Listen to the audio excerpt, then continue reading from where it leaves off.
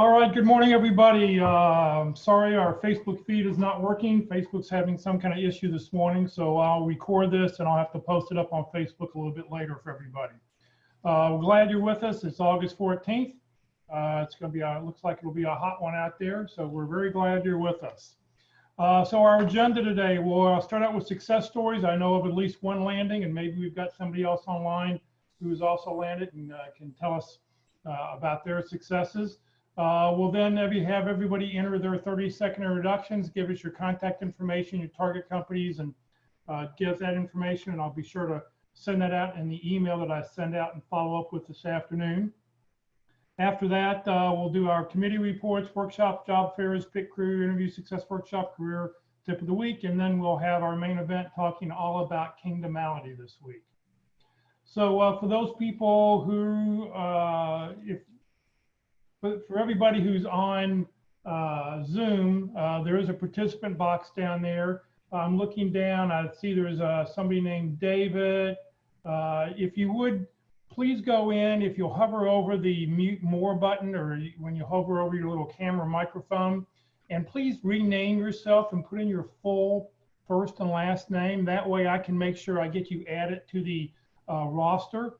If you're using this for a workforce thing, this will get you on the roster. And if you're new to the group, please be sure to enter your, we'll ask you to enter your information so I can get you added to the roster and get you an invite to the North Dallas Yahoo group. For those people on Zoom, please, if you have questions throughout the, while Mike's doing his presentation, please just open up the chat box, enter your information in the chat box. Please note this event is currently recorded, but is not currently live on Facebook because Facebook wouldn't get it going right this morning. The recording, I will upload the recording to the Career FW Facebook page and onto the Career USA YouTube channel this afternoon for others to view in the future. By participating in this event, and if you post a comment in the chat box or have your microphone or camera on, you give consent for your comments, name, and picture to appear. Well, good morning, everybody. My name is Jeff Morris. Since 2007, I've been facilitating and leading the North Dallas Plano Career Focus Group. In 2008, I created careerdfw.org to help people in the DFW area. In 2012, I launched careerusa.org to help people outside the DFW area after a visit to the White House. And since 2017, I've been a member of the practice interview team. Well, we like to start the meeting off with good news, and I know we have at least one landing. So, Ash, would you like to tell us your good news?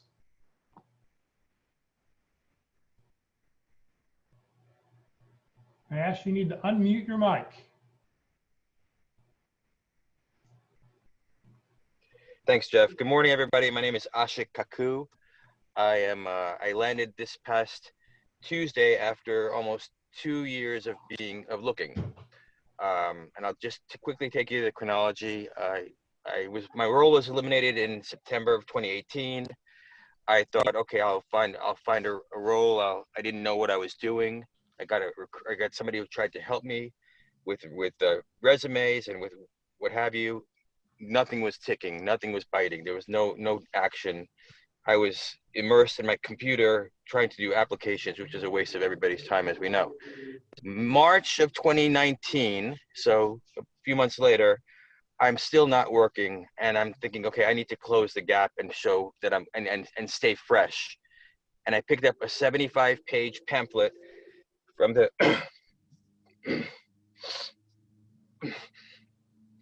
excuse me.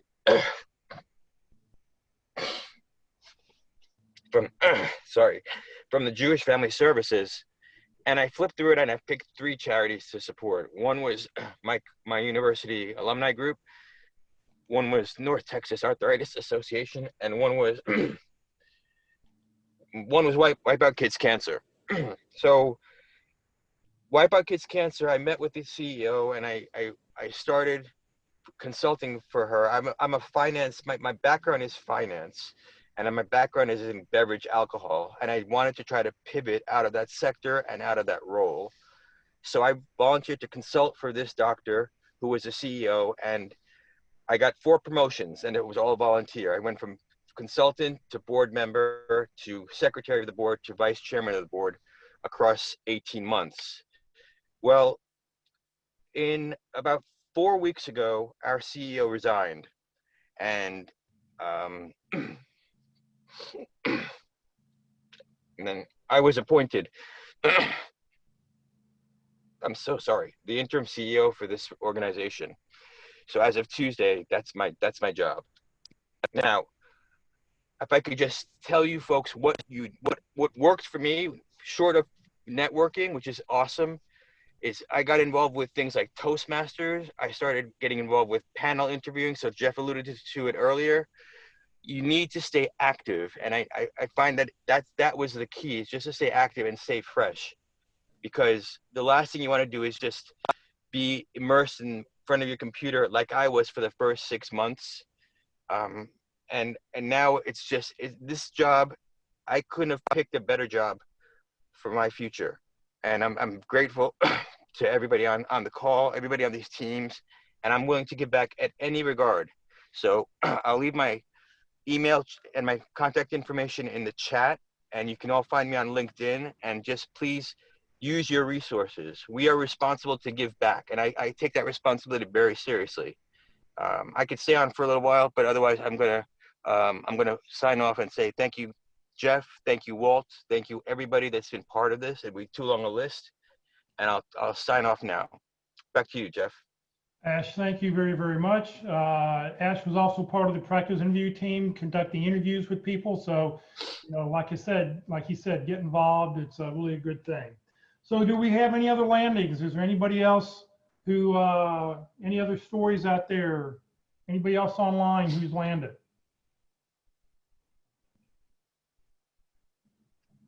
Well, Jeff, as usual, I have a couple. Okay, Mark, go ahead, tell us. Hopefully no duplicates here if you're done with the ones that you know about. So,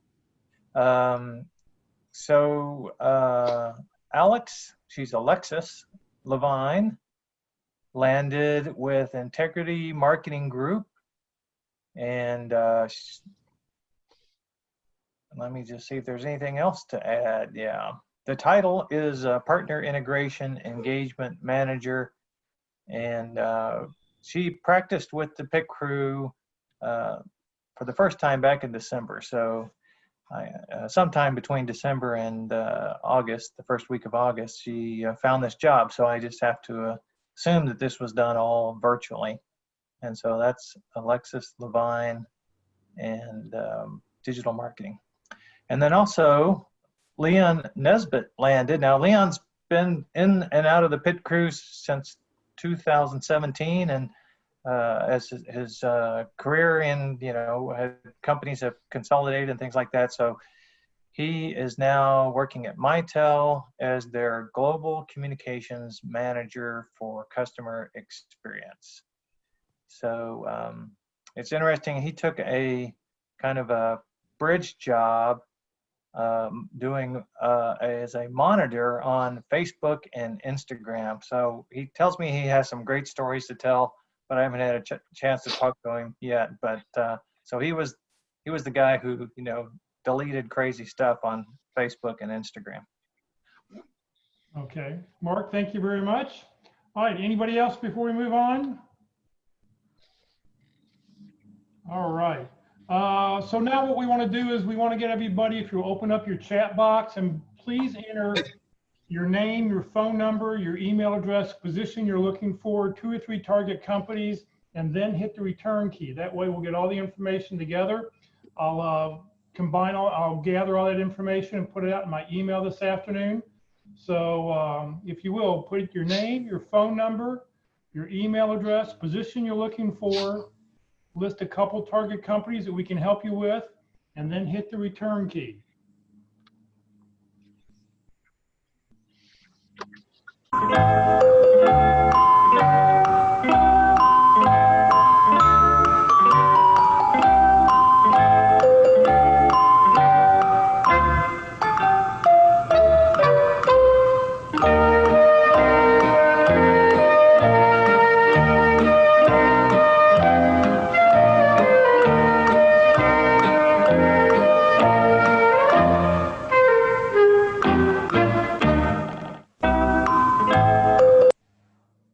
right, so hopefully everybody's had a chance to do that. So if you haven't, yes, you can continue. The answer is who in transition. Yes, very good. Thank you, Roxanne. All right, so we'll move on here. All right, so let's go on to job, career fairs, training, and workshops coming up. Good morning, Eldon.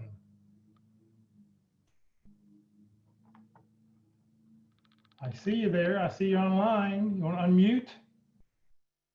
Hello, Eldon. Nice. Good morning, Jeff. Thank you very much. I'll take capitals for 100. Love the music. Good morning, everyone. My name is Eldon Zarinsky, and I am responsible for providing you information on career and job fairs and special workshops or events. This information comes from the calendar tab from the website careerw.org. This is a dynamic website that changes rapidly from day to day. I try very hard to keep up with it, but it's often difficult. I noticed since yesterday, some of the things I had on there have changed. So bear with me as I go through the list. I go through these fairly quickly. So if you hear of something that you like, I would urge you to go to the calendar, click on that announcement. There's usually a link in there that'll give you more information or allow you to register and or both. This week's career and job fairs. Virtual Fort Worth Career Fair by National Career Fairs will be held Thursday, August 20th from 10 a.m. to 6 p.m. And there is a link in the calendar to find out more about that. This week's special workshops. Online at this time only, the Who You Know workshop will be held Monday, August 17th from 1 to 3 p.m. There is a Zoom link for that. This is hosted by Foster Williams. And if you don't know Foster by now, you need to really get to know him. Online Tuesday LinkedIn at 1 p.m. online, August 18th from 1 to 2:30 p.m. This is a rotating presentation that's provided by Locke Alderson, Terry Sullivan, or Ruth Lipsky, and there's a Zoom link in the calendar for that. Online, identify and research target companies at the CSN Special Interest Group, Project Management, Business Analysis, Supply Chain, and/or Logistics. That online meeting will be held Wednesday, August 19th from 9 a.m. to 11 a.m. And there is a link to find out more about that, a Zoom link. Secrets of an Effective Resume will be held Wednesday, August 19th from 11 a.m. to noon. And this is hosted by Carol Brickell, a certified professional career coach. There is you can register for that via email, and that email address is on the announcement.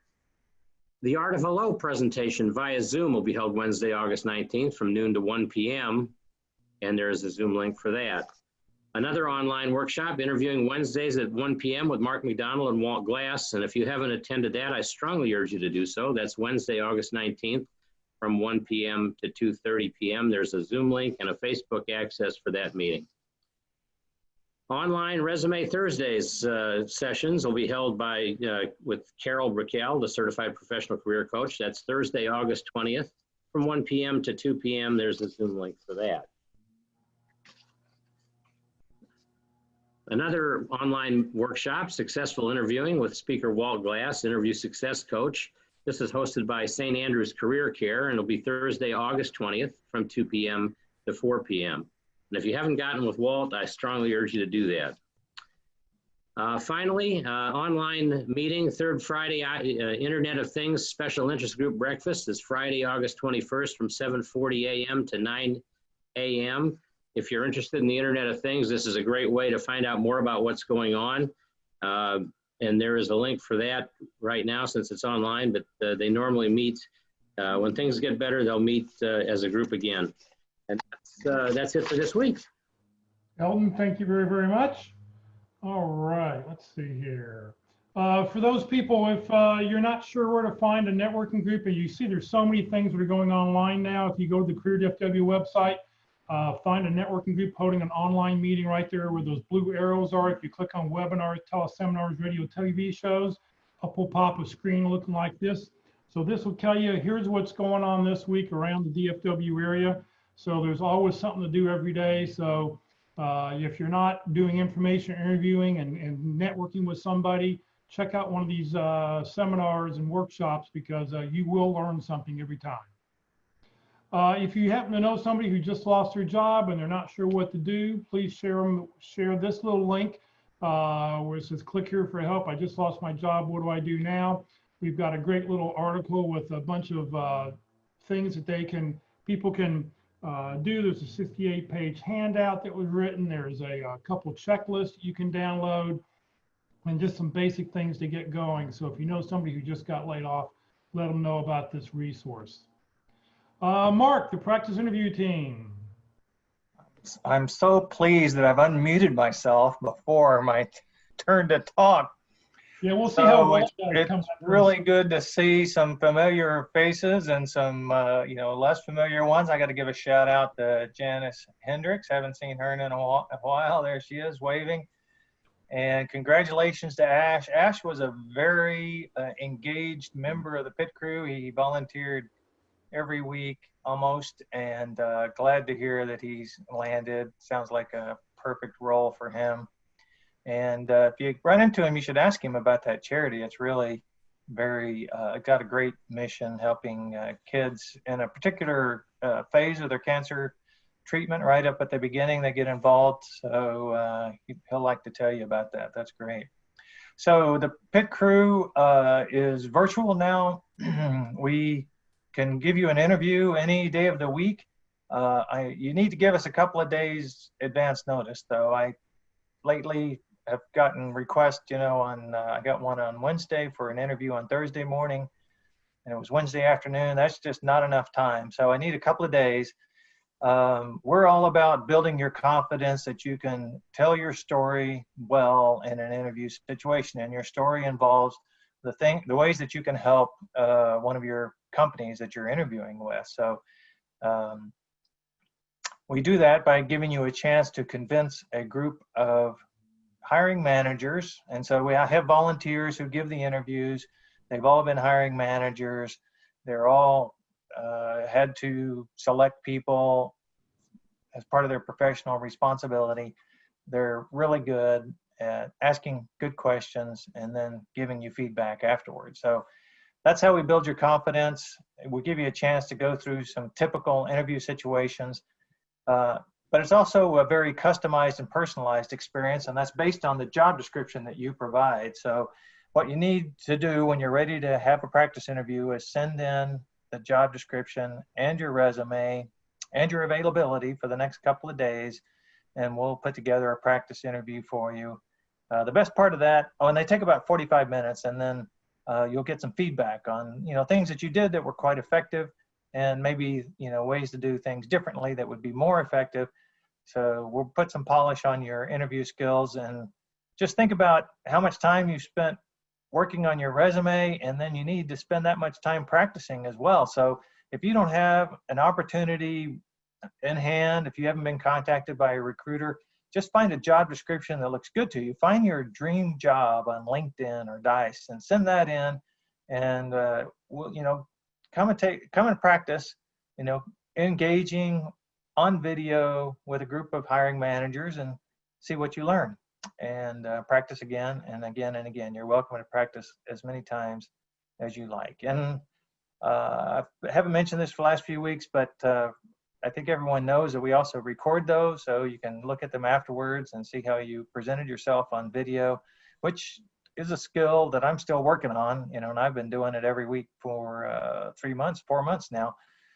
So it takes some, it's good to get the feedback on how you look on the video. All right, I think that's all I've got. Link in with me. There we go, and I need to do that. So please link in with me. Mark, initial A, McDonald will help you find me. I have a large network in the Dallas-Fort Worth area, so all of my first-degree connections will become second-degree connections for you, and that'll help your networking and finding people inside companies in the Dallas-Fort Worth area.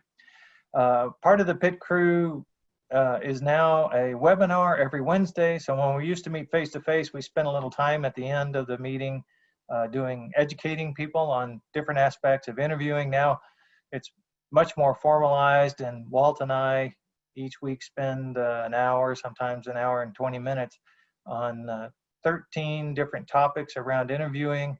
And we're going through the cycle again. So this week, a deep dive on job descriptions, analyzing the job description Oh, I'm sorry, back up. Deep dive on star stories. Okay, so we're going to talk about star stories next week, and come and sit in. It should be very good. And star stories are so powerful, but they get misapplied quite a bit. So oftentimes in the pit crew, the feedback is, well, here's how you could tell your star stories better, right? So come and listen in, and we'll give you that, give you the scoop on star stories next Wednesday. Great, thank you very much. Walt. Well, this is the unmuted Walt Glass speaking today. So I'm on track. I got plenty of warning, plenty of practice, plenty of time. So I'm glad to do that. Now, star stories, just to mention, this is not about Sagittarius. This is not about Scorpio. This is not about the Big Dipper. This is something that's really key on interviewing. So be glad to have you join in next Wednesday. So what do? I love to help people gain skills and knowledge for successful hiring interviews. And I do that through the Interview Success Workshop. It's free. I don't charge anything for it. It's very informal. It's a very small group. I usually handle 2 people, once in a while, maybe 3 in a session. It'll be virtual. You'll get a video of your interview, but we're going to cover the fundamentals. The only thing you need to prepare for my workshop is to have a job description, which means you have to have a focus, because we're going to look at responses as relevant to the job description, at least the information we have thus far. So in this place, it is a workshop. You can pause for as long as you want to think of an answer. You can start over. We may interrupt and try something different. So it's a fun time as well as a learning time. We're trying to sell ourselves. Everybody says, yeah, we're selling ourselves. This is a sales situation. And so when I ask, what are we selling? There's a pause. I get a pause there. But we're selling who we are, what we do, and how we help. And how do we sell those 3 elements in an interview? And it's fundamentals from day one on how to approach things. And we look at the 11 different types of questions that you can get, those categories. You get a question out of each category and a chance to practice that and learn that, and how we can improve and sell who I am, what I do, and how I can help. Look me up on LinkedIn. Send a email to my walt_glass@yahoo.com and ask for availability. I'll send you back some dates and we'll get you on the schedule. Today we learn Kingdomality, where we discover our personality. It really comes into play when we interview on the way to get the job and renew our vitality. Thank you very, very much. All right, a week wouldn't be a week without, Friday wouldn't be a Friday without having a little bit of poetry. All right, it's time for the career tip of the week. Good morning, Sue Ellen. Good morning, Jeff. Today's tip of the week is written by Meredith Feynman, who is the author of an upcoming book, Brag Better, Master the Art of Fearless Self-Promotion. In this bonus chapter from Brag Better, she discusses how to approach your job search by walking the balance between showing off your value and coming off as self-promotional. One day in the future, we will be back to shaking hands and attending in-person meetings in offices filled with coworkers. Until then, we all have to strengthen our ability to communicate our accomplishments and skill sets to our managers, coworkers, clients, and broader audiences without leaving the couch. We are in unprecedented, scary, and shaky times. Everyone has their personal filters to navigate news coverage, and you can't let them forget about you and your work. The stakes are extremely high around your job, your career, and your place in the professional world. You have to be as explicit as possible about why you're special, what you're best at, and how you add value. Nobody can acknowledge and celebrate your work until you do. We, the freelancers, current workers, CEOs, employees tasked with attracting new clients, employees with managers, the unemployed, have to work to brag better, both online and from home. The good news is that you have the tools to do so, but it will be a matter of being clearer and louder about your work than ever before. The group I refer to as the qualified quiet are smart people who struggle to talk about themselves and thus go underestimated or unrecognized. This group spans gender, race, sexual identity, and seniority. Each of these factors plays deeply into the difficulties we have with bragging. That said, it's in your power to increase your influence starting today. There are 3 pillars to brag better. Be loud, proud, and strategic. Loud means repetition, consistency, and a commitment to continually share your work without fear. Pride means a conviction that your accomplishments are worth talking about, and they are expressed as factual statements. It's less anxiety-provoking to talk about your work when you think of it as simply stating facts. Finally, to be strategic, you need to work backward from what you want as a result of bragging better. Is it recognition in the true public sense, like television or speeches? Is it more face time with those in power at your company? Or is it another kind of recognition, such as a raise or a bump in funding? This is hard work during the best of times, and especially now.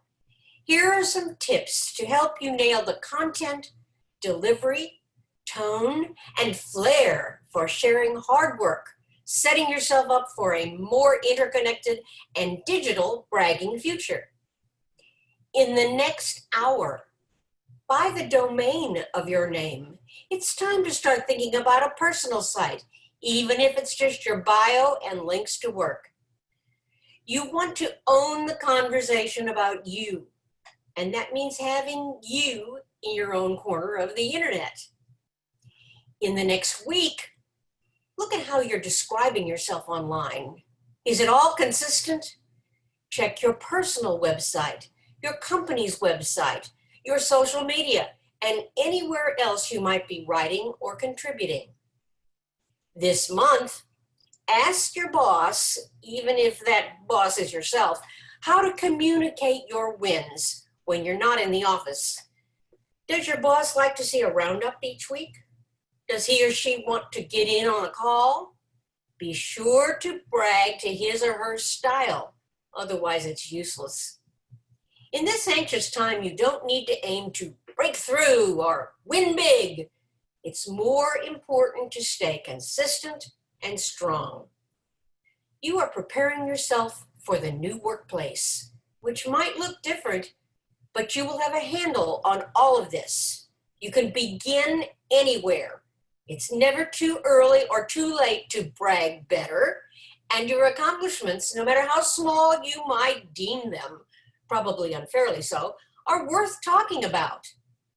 To brag effectively is a difficult muscle to flex, but you can pick up these small weights, start doing reps, and improve your ability to showcase your strengths thoughtfully with time. So good luck bragging. Go out and have some fun. Great, Ellen. Thank you very, very much. All right, well, video clip of the week is back. I actually found something this week, and I thought this is pretty funny. Now, I don't know if you've seen this. If Google was a guy, there was a series of these. These were done like 4 or 5 years ago, but apparently they've done a special quarantine edition of If Google Was a Guy. So we will take a look at that.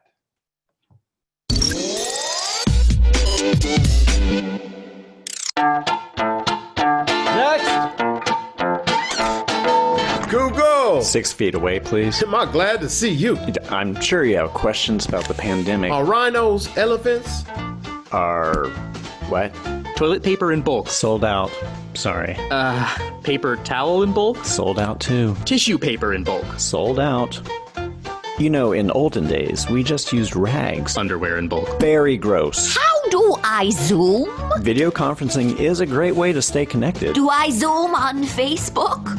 Where to begin? How do I Facebook? how islands stay put. Nothing about coronavirus, the quarantine. Islands have anchors. Mojito recipe. So you're going to need mint, Don't have it. lime, Don't have it. club soda, Don't have it. and rum. Woo! Mojitos! Online yoga class. Good for you staying in shape. Online Zumba class. Regular exercise is a great stress reliever. Online CrossFit class. Just be careful to Online chiropractor class. pace yourself. The rate of spread in foreign countries, the U.S. government response. Exclamation point, but for quiet. Chicken. A lot of grocery stores are sold out, so you're going to need to get creative. Farms near me. Good thinking. Some farms will deliver vegetables right to your door. Stealing chickens. Yeah, not that creative. How to wash hands. Soap is one of the best weapons we have against the virus. Memes. These are pretty funny, actually. Jules' hands, but for how to wash hands. She didn't. Calculate volume sphere. Why not ask a parent for some homeschooling? Calculate volume sphere. These hands are washed like so, with water first and then with soap. This slaps. Dow Jones. Bad news. S&P 500. Ooh, yikes. NASDAQ. Sorry, Animal Crossing real estate. not a real thing. Dollar to turnip exchange rate. How long quarantine? This says 2 months. Months? This says 6 months. Oh my god. And this says 2021. I have longer if you want. Animal shelter? Animal shelters are struggling right now, so it's a great time to bring home a quarantine buddy. Adopting a chicken. Not that creative. Time of day. 4 p.m. Day of week. Thursday, Month of year. April. 2020 can suck my... So you know the year. What do I do? Do the 5. Wash your hands often, cough into your elbow. Don't touch your face. Keep a safe distance from others, and stay home. You're touching your face. I suddenly can't stop. Flat curve theory. Finally, flatten the curve means that if we practice social distancing, we can control the spread of the virus over time, keeping hospitals from being overwhelmed and saving lives. Sorry, flat earth theory. Oh god, I need a mojito. Miami beach parties. You realize how irresponsible this is? I'm 22. You could still give the virus to someone older than you, or someone immunocompromised, or die from it yourself. No one is completely safe. Sexy hazmat suits. Stay home. How to feel normal. Look, it's normal to not feel normal. We've never gone through anything like this as a modern society, so go easy on yourself and look for pleasant distractions. Exclamation point, but for quiet? Let's find out. These hands are washed like so, with water first and then with soap. Scrub back and forth and to and fro for at least 30 seconds. All right, well, I hope you enjoyed that. That's just one of those little fun things I happened to find this week. Apparently there's a volume 2 on it. I haven't looked at it yet. I'll have to see if it's worth for next week. All right, our main event coming up here in just a couple minutes will be Kingdomality. Hopefully everybody's taken the test. We know you know who you are, where you fit in the kingdom. Mike is with us. He'll be joining us in just a couple minutes. Coming up next week, we'll be talking about your headshot. You know, what will make you look good, what's a good looking headshot, and all the little things you need to think about when you're doing that. In 2 weeks, the job search scorecard. If you're trying to decide how much time you should be spending on your job search, and if you're spending too much time, this person has come up with a point system and assigned points for every task, and the points, the points that the tasks that earn you bigger points are the tasks that are going to get you jobs. And so he'll teach you about that, and we'll share some documents that you can use if you'd like to adapt or do something on your own. And then in 2 weeks or 3 weeks, we're going to have open forum the first week of September, and we're going to have a short presentation on Crystal Knows. I'm not really, it's a new program I've heard about. Apparently it ties in with LinkedIn, and it tells you all about using AI. It figures out who this person is and what their personality is like. So when you are talking with somebody doing an information interview, it's sort of an interesting thing. So we'll find out more about that on September 4th. Just a reminder, Career DFW and the North Dallas Career Focus Group are two separate organizations. Career DFW is something I started back in 2008 to help the unemployed.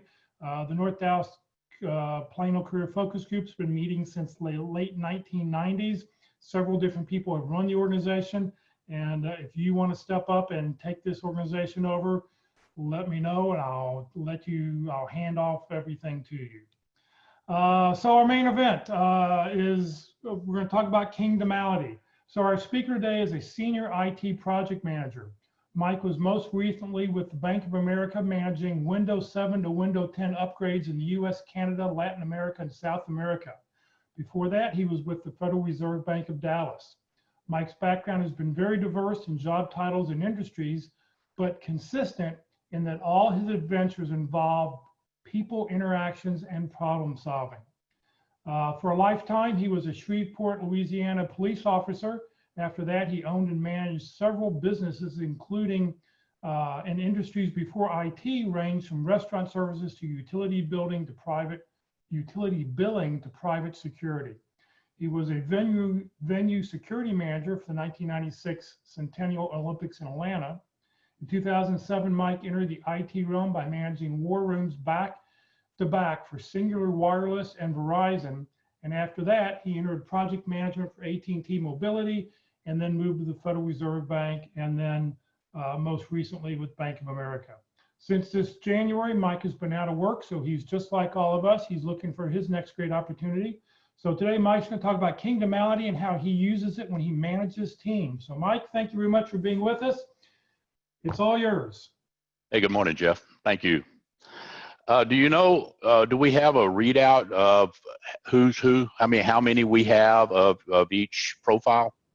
No, we do not. So if you want, we'll just wing it then. Right. Okay, let's see here. I want to share my screen. There we go. All right, you got that?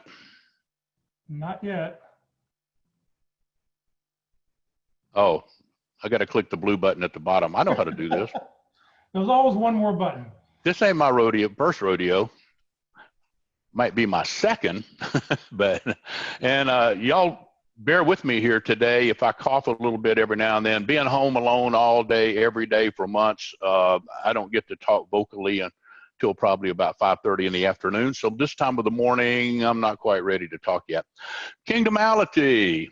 All right, I hope y'all had fun taking the test. Kingdomality pretty much tells you who you would be in the medieval kingdom. I know that doesn't sound like that would be very exciting here in the modern world, but it gives you an idea of personality or the ones that you deal with in the personality, and they do it in a fun way. So let's put a qualifier up here in the front. This is not scientific. This is not Myers-Briggs. This is not DICE. This is not, I mean, not DICE, but DISC. This is not an official personality profile. However, in the 10 plus years of teaching this with Jeff, we both discovered, and several in our groups that have taken it several times, it really holds pretty true to personalities, who they are, and how you can learn to deal with the different members of your team. You can understand where they're coming from in relation to where you're coming from. So let's get started here. The cultural groups. The Southern, let me show, there is a, let me make you sick here. Okay, the cultural groups here. As you can see, at the north, we have challengers, logical. To the east, we have maintainers, the very realistic. And hey, Sue Ellen, are you still on?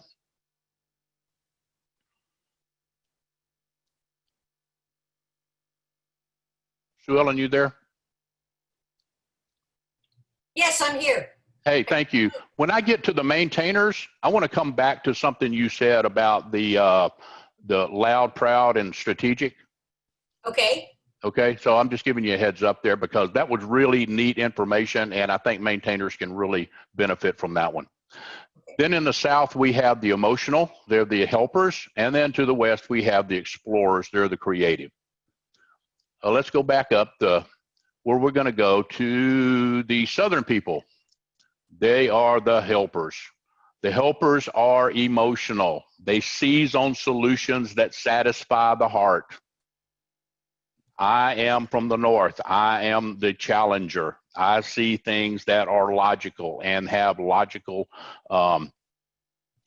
components to them. In my neighborhood, we have a Facebook page for discussion. I posted something logically, looking for logical answers from it, and I got a bunch of helpers that responded absolutely emotionally.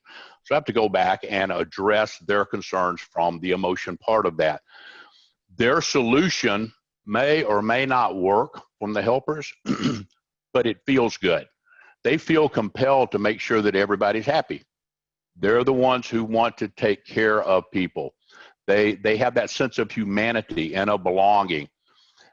Every stand they take is based on a feeling, hot-blooded. They're passionate about issues. They use words like, I feel this, I feel like. They support people as a cause. They're idealistic. They may not be practical. So we're going to get down to the individual ones here in a little bit.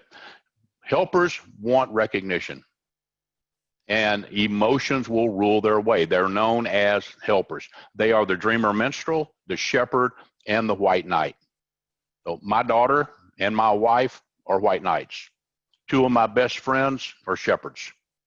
Well, a lady that I knew years ago, dreamer minstrel. So we'll be talking about where they come from and how they help your team. The Northern people, the challengers. Number one thing about challengers, we like winning. We challenge to win.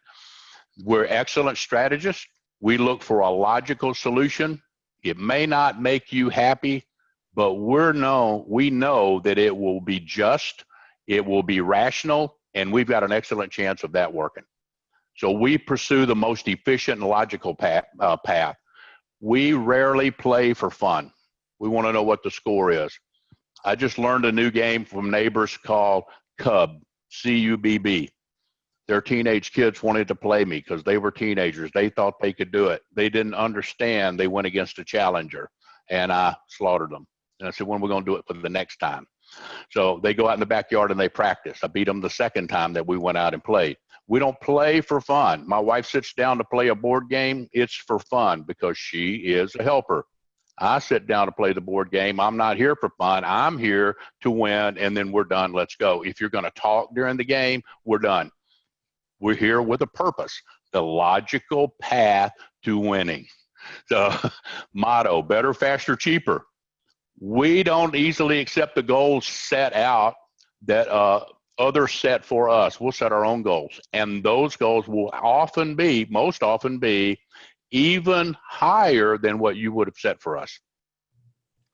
Argumentative and cantankerous, yeah, enough said. If you have a stance and you're going against a challenger, make sure you have all your ducks in a row before you go against the challenger. It's not that we want to be unfriendly. It's not that we want to be mean. It's that we know what we're talking about when we talk about it. So you need to also. We're often unaware of the impact of questioning can have on others. We can be seen as rude, even abusive. When a challenger asks you a question, don't put value on it that's not there. We probably don't have value that you did something wrong. We don't have value that you're an idiot or you're incompetent. We just have the simple question that requires the simple answer. Others see that, well, I can't believe you asked that question. I can't believe, that's just mean, that's just rude.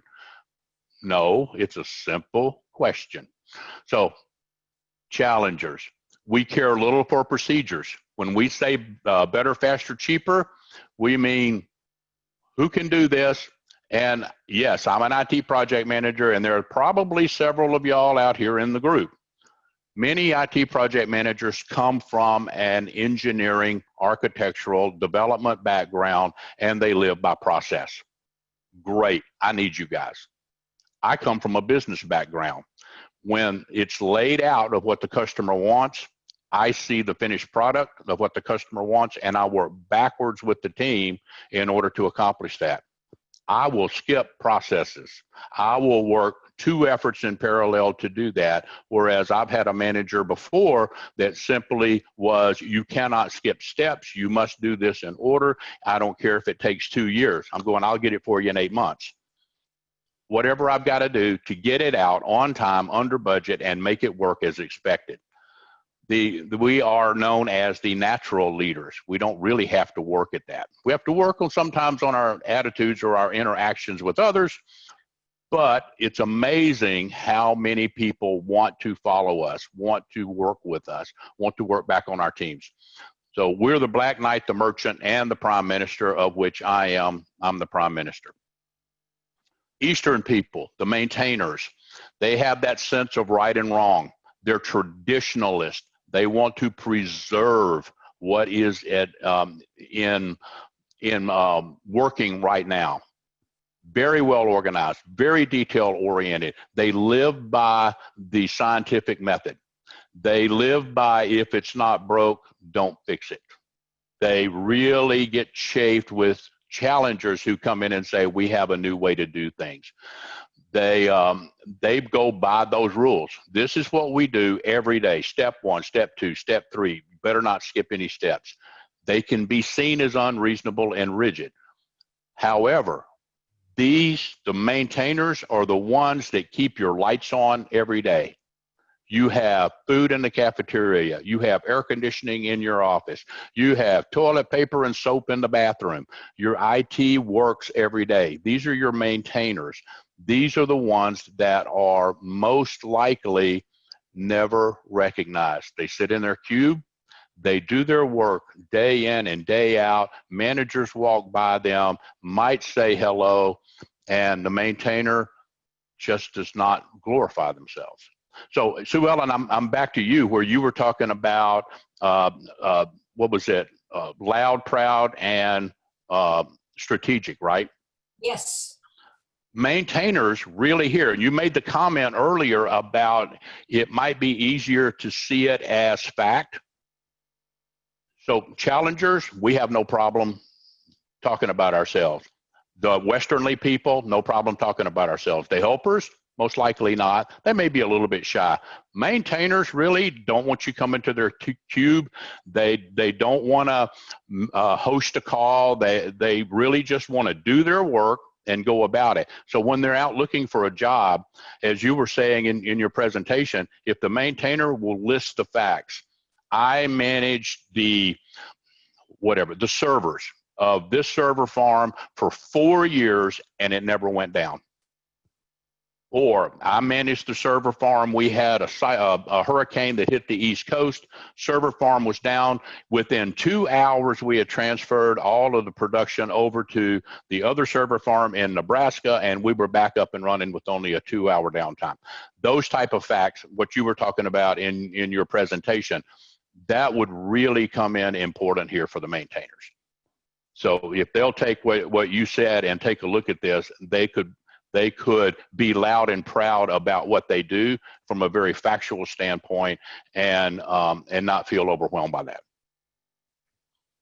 Make sense to you? Absolutely. All right, cool. All right, Western people are the explorers. They're the visionary leaders. They go for creative solutions. The future fascinates them, but they can get so wrapped up in the vision, they forget what's around them. You give the explorer the job, do this, and the next thing you know, they're off chasing a star. Cloud cover cleared, never saw that star before, and off they go. You tell them, no, deliver the trade goods, and then we will make time for you to go discover something.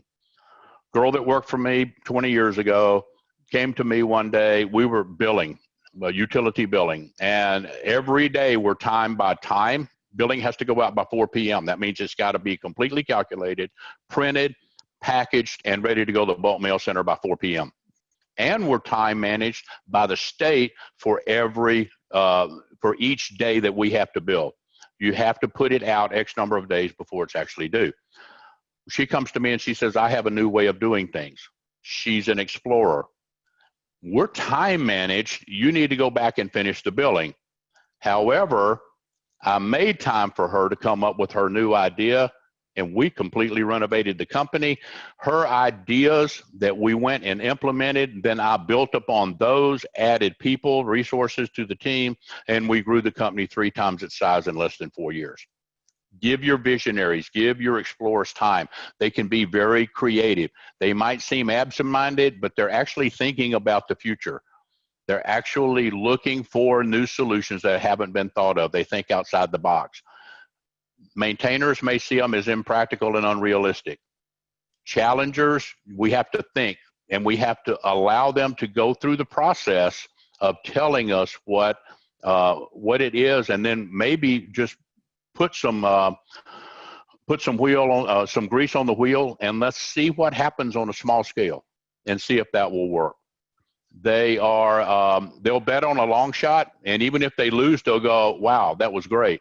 Thing about an explorer, the visionary, the Western people, is that they may actually step back in time to something that was tried 2, 3, 4, 5 years ago. And they will say, you know what, that didn't work then, but we're at a point in the company now that will work.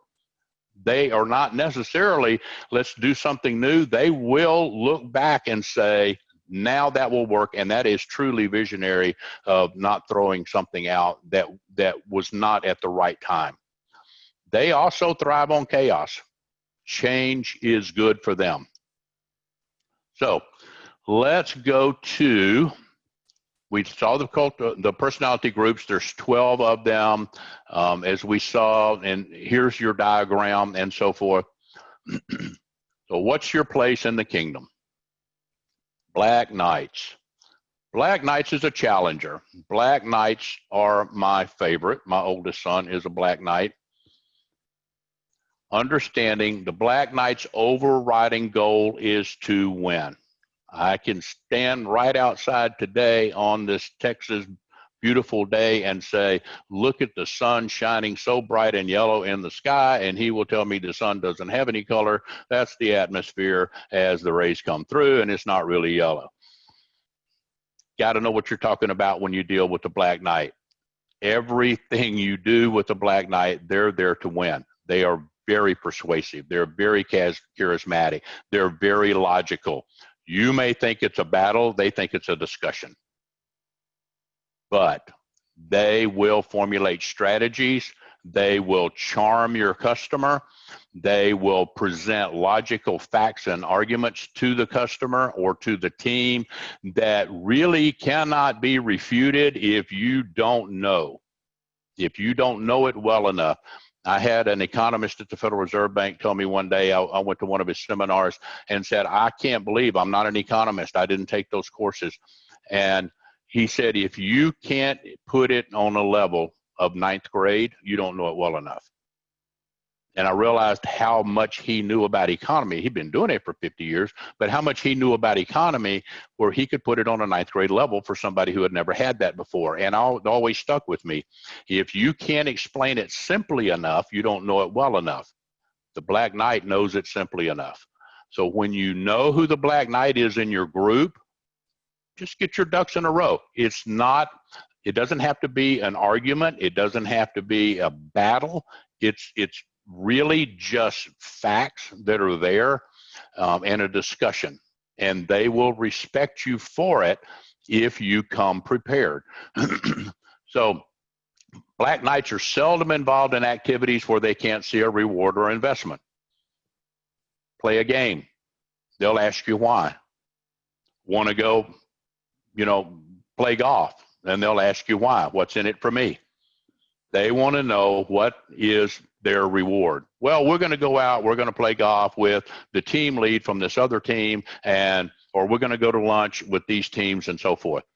Oh, now they see an advantage that they can use for their work and for themselves and make a contact that can be used in the future. It sounds a bit, what's that big word I'm looking for? Selfish. And in certain respects, it is. It's about them. But the Black Knight wants to win, so therefore they're going to do everything they can for the team, for the company to win. They will win for you, their manager. On the positive side, they can be analytically empathetic and logically persuasive.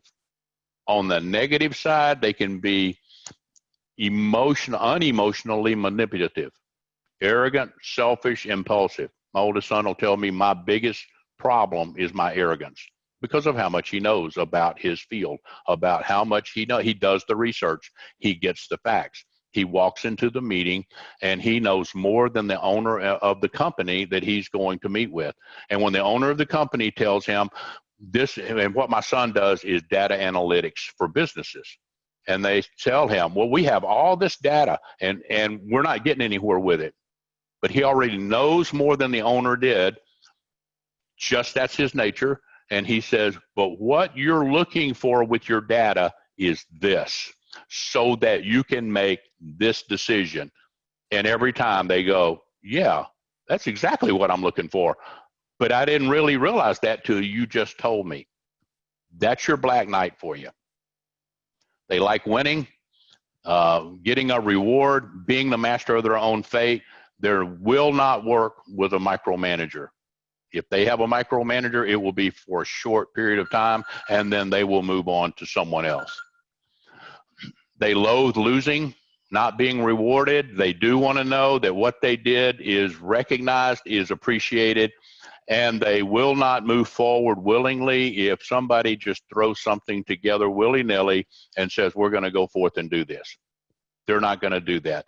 I worked for a team lead who wanted to do some software rationalization and said, hey, you did this 2 years ago, so I want you to put good on this software rationalization job. I said, well, I already know what's going on, because I'm prime minister, but I lean towards a little bit of Black Knight too, and I'm going, I already know what's going on.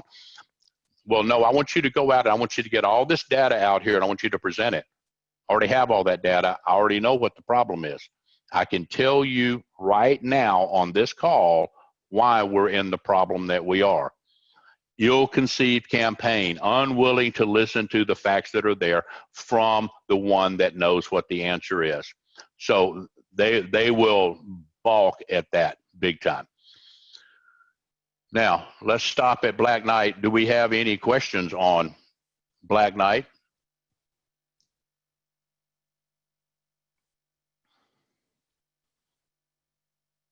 All right, let's go to the merchant. Merchant is another one of the challengers. The merchant is competitive. They are looking for the deal. Instead of being right, the merchant wants to be competitive. Merchant comes to, all the examples I give you are from IT and business, because that's where I'm from. But I've got marketing that comes to me and says, we need to get this feature available on mobile phones within 2 weeks. The merchant then looks to the architect and to the development team and says, what can you deliver me and how soon? Well, you know, the immediate reaction is the architect says, I need 3 months to look at all the downstream apps and what's going to be impacted. Then development team says, well, after the architect gets through, I need another 6 months to develop it. And marketing's going, I need it in 2 weeks. And then testing says, oh, we got to have 4 weeks to test. So the merchant comes in and starts negotiating between architect, between the delivery team, between marketing, and between testing, and says, in 2 weeks, here's what we can deliver. And they start with the compromise.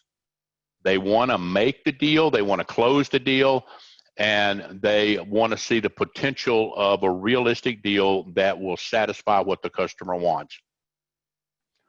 They keep option open so that they can maximize and minimize the risk of, maximize the reward and minimize the risk of condition.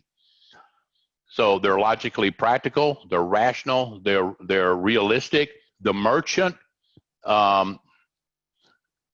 doesn't do this on emotion, because they know when the merchant goes to buy a car, if they are emotionally engaged in buying that car, they know they lost. They're willing to walk away from any deal. If you tell the merchant you have till 5 o'clock this afternoon to make a decision, they'll walk away. They want all the details. They want time to think it through. Their biggest want is a well-executed deal, not an ill-conceived plan. They want something that is logically sound. It's going to be profitable for all around. They want to know that it can be delivered as and behave as expected. That's its own reward for them. So on the positive side, they can be logically practical, rational, and realistic.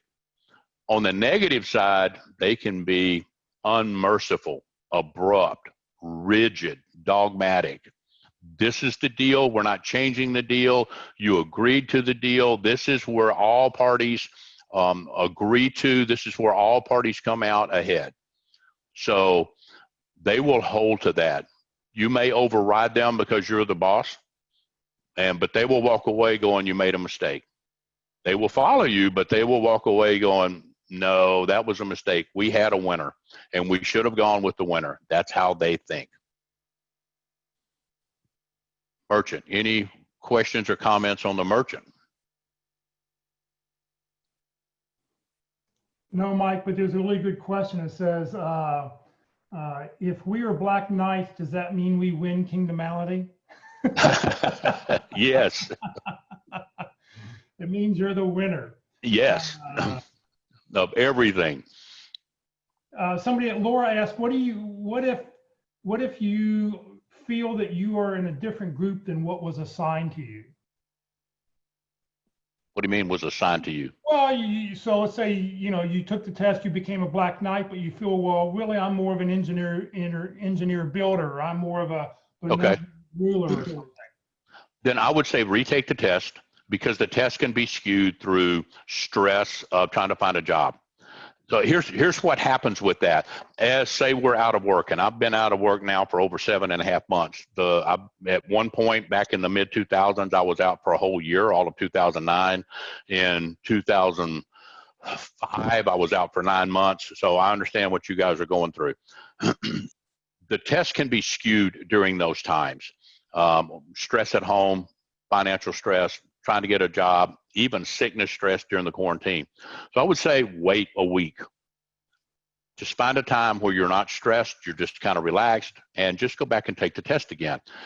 Try to answer the test to how you really think. I mean, it's 4 questions, right? And you rank them first, 2, 3, and 4.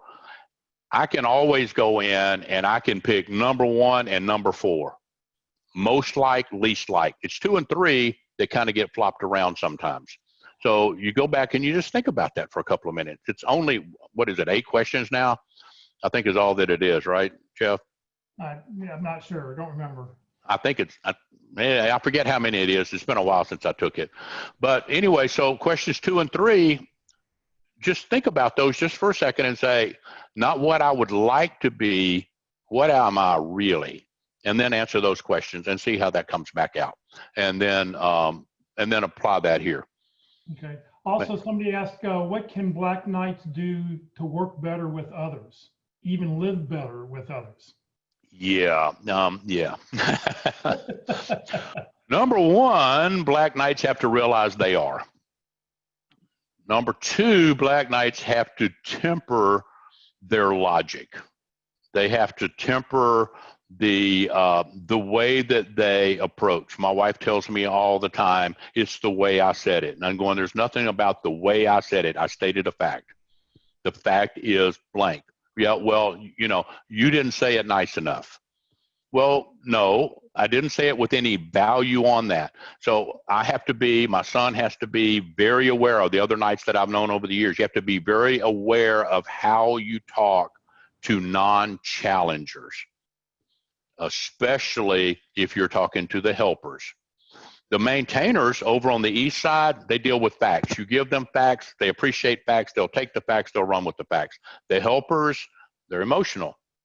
So when we talk to helpers, we have to suck it up, tone it down, and figure out how to talk with a helper, not to the helper, but with a helper, more on their language, on their plain.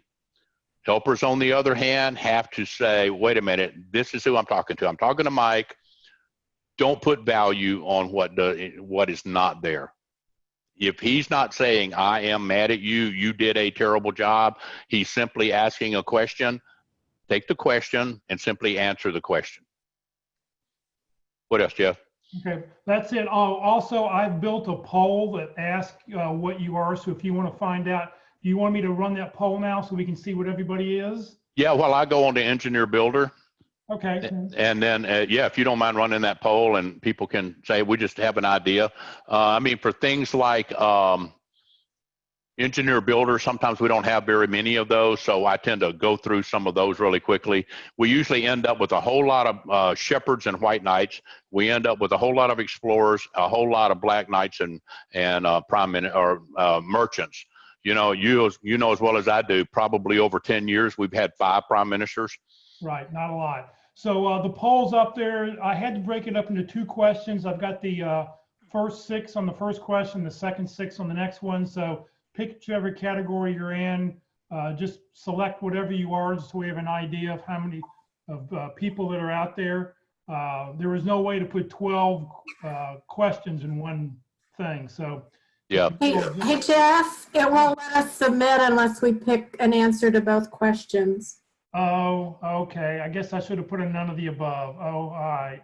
Let me end the polling and I'll fix it and we'll redo it here later. That's cool. Okay. All right, I'm going to move on to Engineer Builder, right? Engineer Builder. Their main goal, I'm going to close that poll out. The overriding goal of the Engineer Builder is to stick with the plan and get the job done. They're not about, you know, the ship is going from this port to that port. Don't deviate. We have the course laid out. We know what the water and the depth is like. We know what the tides are like. Don't deviate from that. They stick with the plan, and sticking with the plan gets the job done. Their motto, if it ain't broke, don't fix it.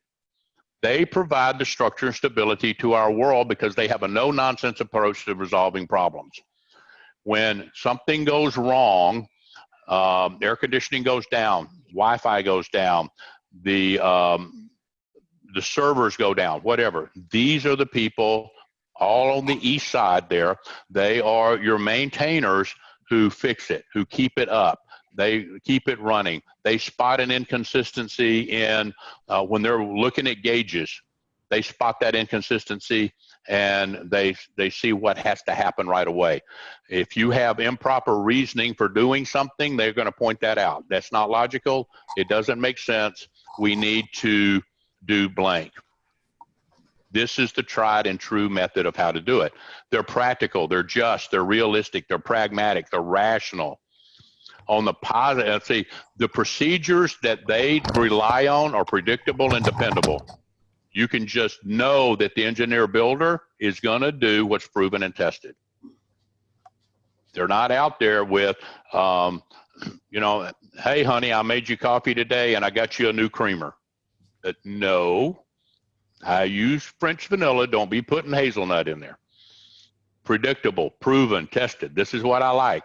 They offer results, not surprises. So on the positive side, they're practical, they're just, they're realistic, they're pragmatic, they're rational. On the negative side, though, they can be dogmatic, rigid, short-sighted, unimaginative, and arrogant because they know what they know. And they know that they know what they know. So when you're dealing with the Engineer Builder, the maintainer, come with a very well thought out program and get them to buy in to what you want to change. We need to make change and then get them to buy in. How would you do this?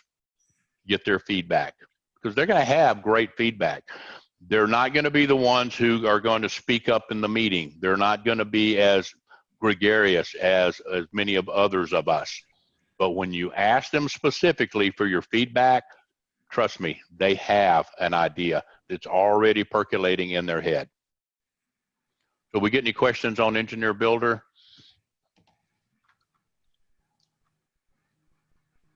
The way I've got this set here, I'm not seeing.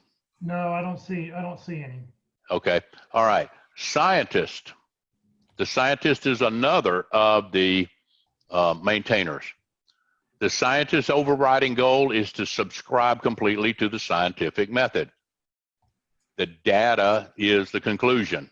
So you think about accumulating new data to prove a hypothesis could be considered a gross waste of time. There are no new conclusions to be derived from data we already have. So they're analytical. They don't necessarily have the people skills. Scientist I worked with at the Federal Reserve Bank, he was responsible for all patches and updates to all the production software throughout the 12 reserve banks. Walked up to his desk one day, I'd only been there for a couple of months, and asked him a question about, was there a schedule for patches and updates, a specific day of the week and time? And he looks up over his cube and he says, I am not accustomed to talking to somebody at my cube. They send an email to my manager, who then emails me, and then I'll respond. Not necessarily having people skills. I went, fine, I can do that. Walk away. Go send the email as he's requested. And by doing that and following what he set forth, about a year later, I get a text on my phone and get the question, hey, this is Travis. What kind of snake is this? Well, that happens to be a southern copperhead. Why? Well, it bit my dog and then my dog killed it because he was mad. Like, really? So suddenly I have communication from the one who wanted no communication by respecting the maintainer, by respecting the scientist. Now they're communicating, he's communicating with me. Shortly after that, I would get him to come to my cube, not every week, but periodically, and say, by the way, I have a patch update going out that is probably going to require everyone to reboot, and it might have some issues even though we've tested it. Wanted to give you a heads up before we do it. I no longer go to his cube. I no longer send him emails. Now we have a working relationship, and now he comes to me to let me know, and I tell him how much I appreciate that. So what they may not have, the people skills that we have, they will create a relationship with you if you do it along their line of their personality lines. Their intellect and curiosity are both a curse and a blessing.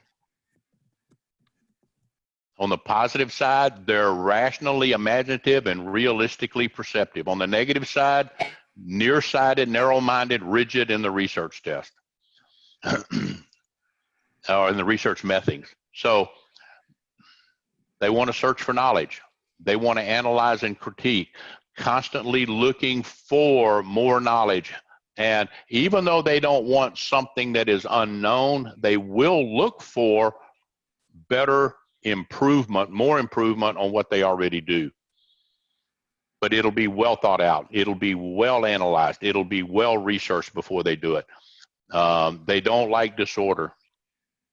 They don't like the speculation. So when an explorer wants to go explore someplace else, the maintainer's like, do I have to go along? Yeah, you're on the ship, and the ship is going in that direction. Well, I'll just be down here maintaining the engines and whatever. Y'all let me know when we're done. They're not emotionally bought into. Now, you can get them to buy into it, but it takes a little bit. It takes some effort. So questions on the scientist? No, and I have the poll ready to rerun, so go ahead and let you start on doctor, or what are you doing, scientist? Or yeah, I'm going to go doctor. Start doctor. So I'm going to go ahead and launch this poll. If you're none, so I've added a none above for each of the categories, so that if you're not in that first category, just answer the second question and we'll get an idea of who everybody is. Doctor is also on the maintainer side. The doctor's overriding goal is to follow the tried and true. Sounds familiar with what we've just talked about with the engineer and the scientist.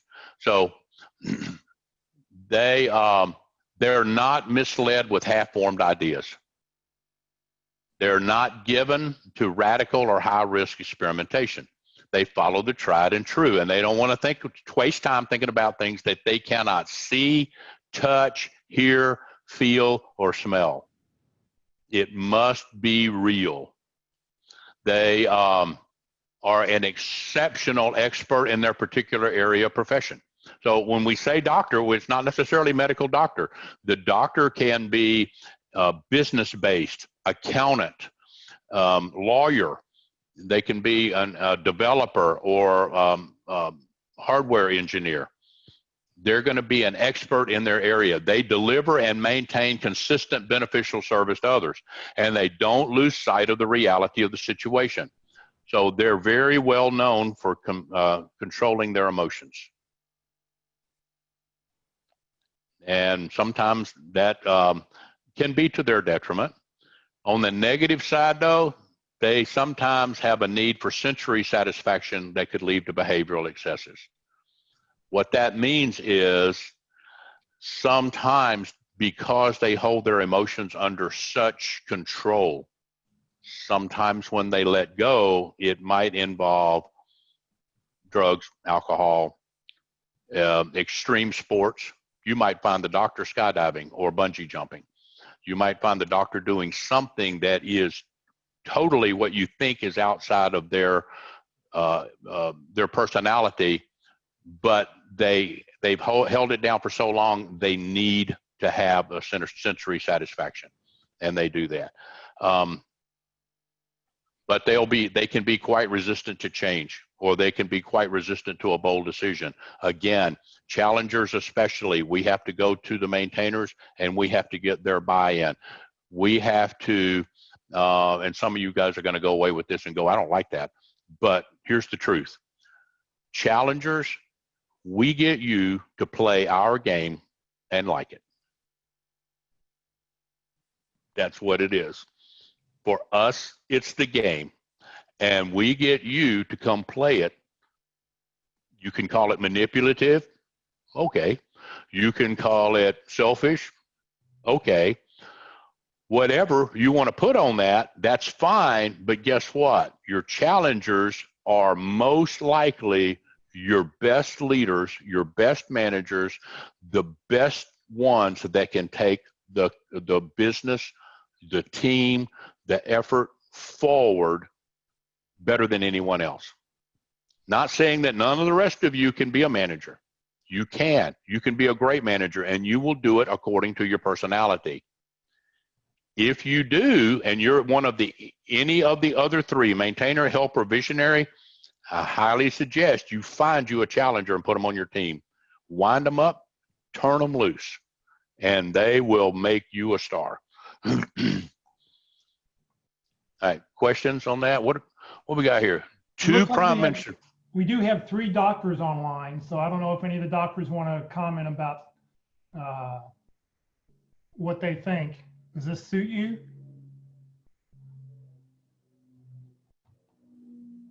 See, only 2 prime ministers, and I make 3, but 7 black knights. Yeah, that's about right in here.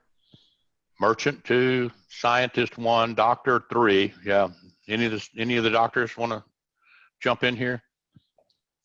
Shepherd, white knight, and dreamer minstrel, all helpers. Look at that. 11, 12, what's that? 23, and 9 is 32. Yep. Yep. All out of 45, 2/3,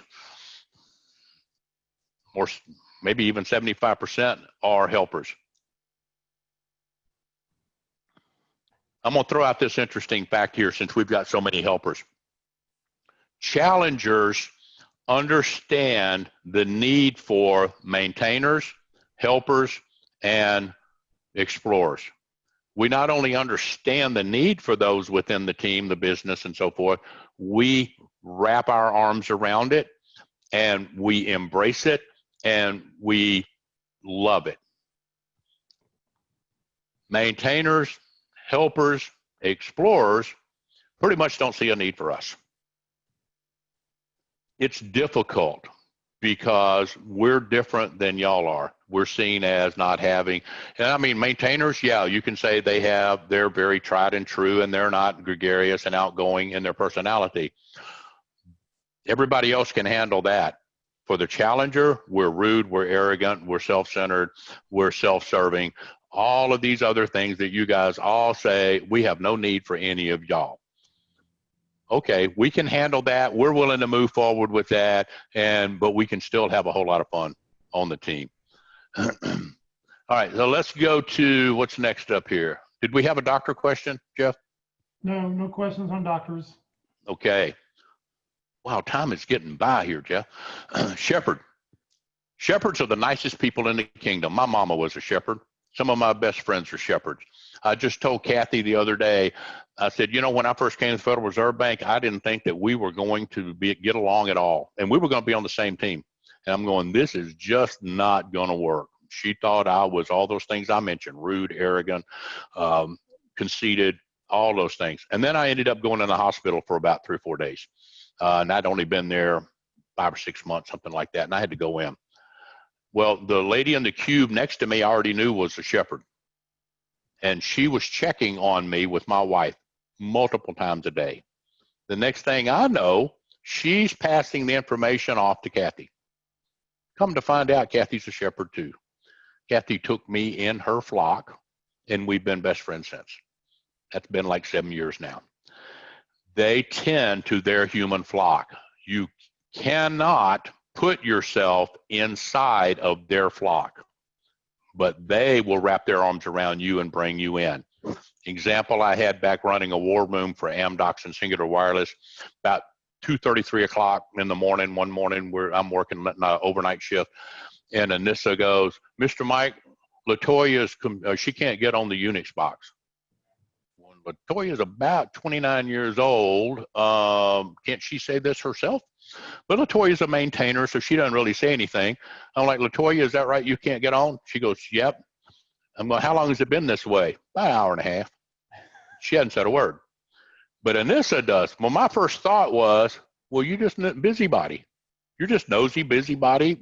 What are you doing in Latoya's business? But then I gave my whole team the Kingdomality test, and guess what Anissa came out to be? Anissa came out to be the shepherd, and Latoya was part of her flock. She was taken care of. When I understood that, when I gathered that, I'm like, great. Now I can give responsibility to Anissa to care for her flock. Hey, Anissa, this is what we're going to do. We're going to do these things right here. And would you see that everybody does it? Man, grin from ear to ear, and off she runs. And make sure that her flock is aware of changes, updates, this, that, whatever. She takes care of them and knows what's going on. Like I said, you cannot put yourself in there, but I guess if you make yourself needy of one way, shape, or form, they will latch on to you and they will take care of you. They will come to you and say, by the way, you were looking for coffee in the break room the other day and we were out. Yeah, we got coffee back. Just wanted to let you know. That's the way they are. They're dependable. They engender a feeling of comfort and stability. They're empathetic, they're caring, they're understanding, they're practical, and they're realistic. On the negative side, though, you can see them as manipulative, closed-minded, or sentimentally rigid. I see them as busybodies sometimes, but I've learned to overlook that. The overriding goal, like I said, is to tend to their human flock. And they can be great assets to your team because they will have an empathetic, or what do they call it, an emotional quotient barometer for your team. So you can check with your shepherd and know how the team is doing. They will know that. They hate traitors. They hate having to enforce rules because rules have boundaries and they just want to go by the heart. They don't go with harsh criticism. So if they've done something wrong, temper it. Temper how you tell them. Okay?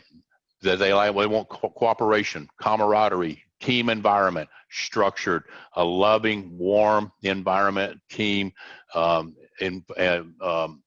where they can flourish and flower. Anything on that one, Jeff? Nope, we're good. Okay. White Knight. My daughter's a White Knight. White Knight is also the helper at the bottom. They're the hero of the kingdom, a crusader, and they believe and fight for a cause as long as they perceive it to be just. And boy, does she. When she takes on whatever the quest is, she goes for it. The overriding goal is to give to others with no thought of reward. She will do and give until she is pushed to do so, and then the white knight won't do it anymore. They do it because they see a quest and they're headed out on that quest. They are the true givers of the world. But if you try to manipulate them into giving, they will shut you down and you will no longer exist to them. So they'll share their wealth, their time, their life. They'll be the anonymous philanthropist. So I've known white knights in the past when I was out of work, gone out to my mailbox, pulled out an envelope, had $600 cash in it. A couple of white knights that I knew had given. This is the kind I still don't know to this day. That was in 2009. Still don't know to this day who did that. I have an idea because I know who the white knights are in my young adult group at church. But that's what they do. They give, and that's their own reward. So they will give, do, help, whatever out of their own personality, not because they're ordered to do so.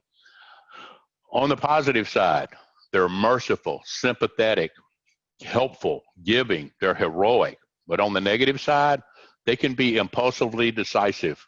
It's not necessarily wise that they move forward in the direction they are, but they will. And that may turn out to bite them. They can be overly sentimental or they can be misdirected. So white knights, you have to stop and think about, is this a wise decision, not just a heartfelt decision? Use your heart, but think about what could go wrong. And if it goes wrong, is that something you can live with? Or what could go right, and is that still something you could live with? White knights, like shepherds, can be great additions to your team because they will give to the team and help the team grow as a unit. Anything on that, Jeff? Nope, we're good. All right, dreamer minstrel. They see the silver lining or the pot of gold, the silver lining behind every cloud, the pot of gold at the end of every rainbow. Dreamer minstrels, I mean, they just love life. And they want to know why you don't. They want to help you love life. The overriding goal is just to see the best, the silver lining in everything. They have the capacity to build teams, and they're excited. They're the cheerleaders. Rah, rah, ray, ray, you know. Rah, rah, ree, hit them in the knee. Rah, rah, ras, hit them in the other knee. That's the challenger. The dreamer minstrel, though, they're like, hey, we're going to do this. It's going to be great. And we're going to have a party. Let's have a kickoff party, and let's all go to the kickoff party. And then midway through, let's have another party. And at the end, let's have another party. So it's almost like Israel in the Old Testament. You know, we had a battle, let's eat. So that's the dreamer minstrel. They look at the bright side. They're eternally positive. They're the optimist. And then we can eat. Let's have chicken, potato salad, and watermelon. There's nothing really that gets to them and brings them down. They're spontaneous. They're charismatic. They're idealistic. They provide hope for all of us. I mean, when you're down and you're out of work and you've been out of work for months and things aren't looking up, find you a dreamer minstrel and go talk to them. They will help you. Just look at, hey, but look at the bright side. You have your health. My mother was not only the shepherd, she was also dreamer minstrel. She was kind of in both. And I'm going, Mother, that's not realistic. That's not real life. Oh, yes, it is, honey. It's going to be just fine. You've survived it this long. You're going to be okay. I didn't appreciate that when you're 14, but even later in life, but you grow a little bit and you begin to understand who the dreamer minstrel is. And this is just how they see life. And when you understand and can grasp that, then you can learn to love them and you can learn to appreciate and use them on the team. They can be emotionally impractical. That's where I look at it. That's not realistic. It's not sound. You're living by your heart and the facts dictate otherwise. They don't care. You're going to be fine. It's going to work out. their attitude a lot of times is going to be, what's the worst that can happen? And you answer that question.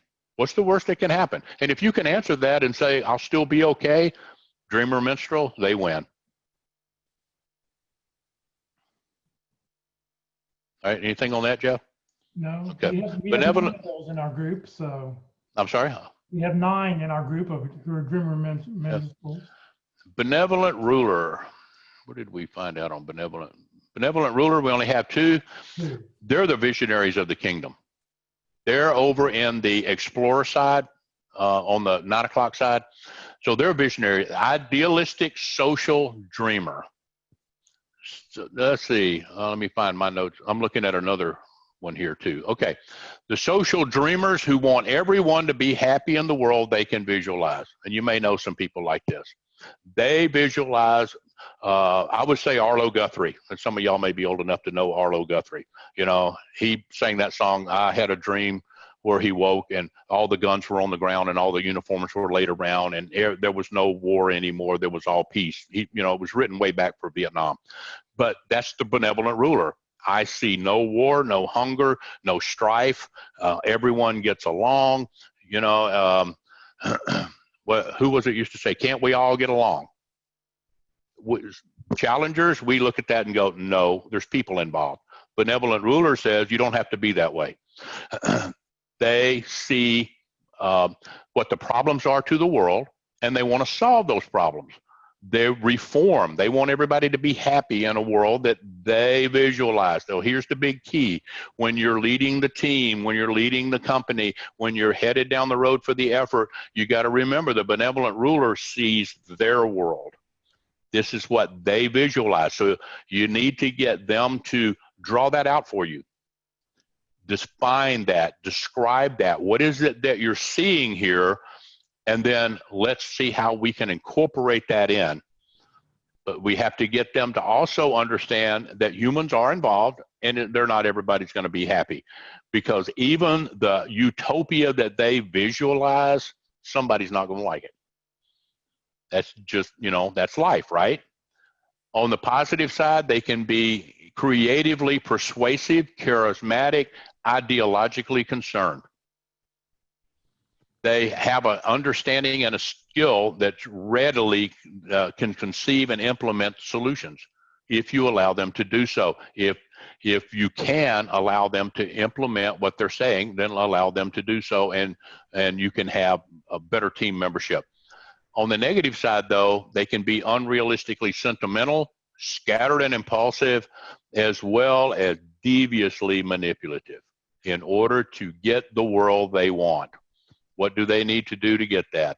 So if you doubt their vision, they're not going to like you. So if you're their leader, their team member, don't doubt the vision. Just ask them, how would we implement this? How would we get all of this working in the way that you're seeing? And then let them talk about it. And they will tell you, this is how I see the world, and this is how we make that happen. Anything on that one, Jeff? Nope. Okay, Bishop. Bishop is politicians and diplomats in the kingdom. They impose order upon chaos. Thing about the bishop sometimes the bishop creates their own chaos in order to impose their own order. You ever known those? The firefighters that you give them a job to do, they have a job to do, and the next thing you know, everything's gone south on you, and then they've come to the rescue. And now they're having meetings in which they have a plan to fix it. And if you ever objectively sit back and look, you realize they created the chaos. They're the ones that did this. That's going to be on a negative side for the bishop. So, but their most valuable talent is giving ideas a reality, saying, here's how this can happen.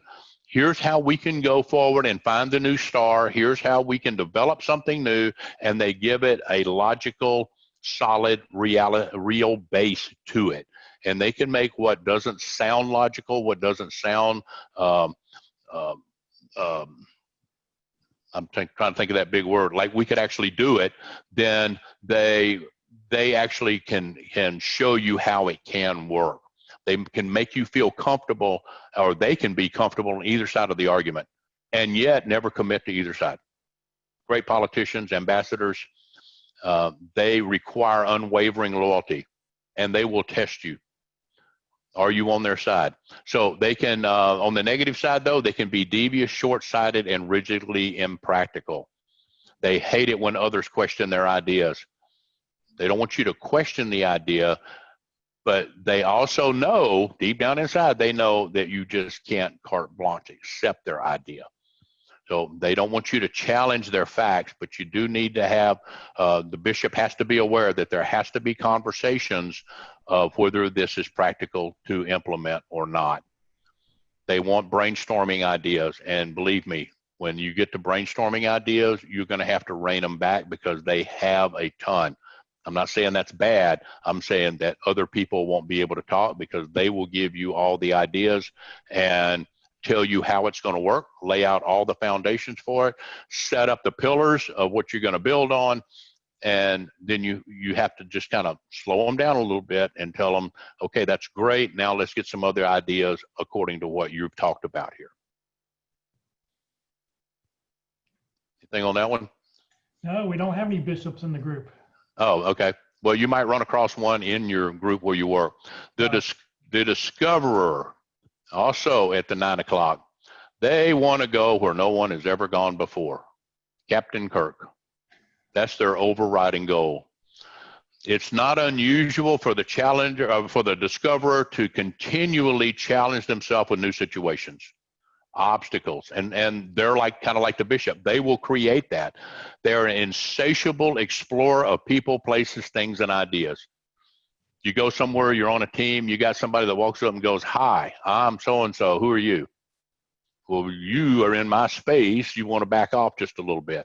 That's the discoverer. You're new, they don't know you, they want to know you, they want to step into that new realm. A new team, a new party, a new something, they want to go there, they thrive on that. The constant change, anything new and anything new and different, they want to try that. Well, let's just say ADHD should ring a bell. So they, on positive side, they can be creatively rational as well as open-minded, and they can be just, but on the negative side, they can be impractical and indecisive procrastinators. And sometimes the discoverer will say, "I'm not really a procrastinator. I've been thinking things through for the last 5 weeks to make sure that when I give you the answer, it is the correct answer. So I will go code all of that when I'm through thinking it through in my head and coming up." And then they have this chaos and something new, and they have to jump forward and you know, they write their term papers about 3 days before they're due because they like that pressure. They like the fact that it's new, it's challenging, it pushes them, and they enjoy that. Let the discoverer, though, if you'll turn them loose, they'll discover new ways of doing things.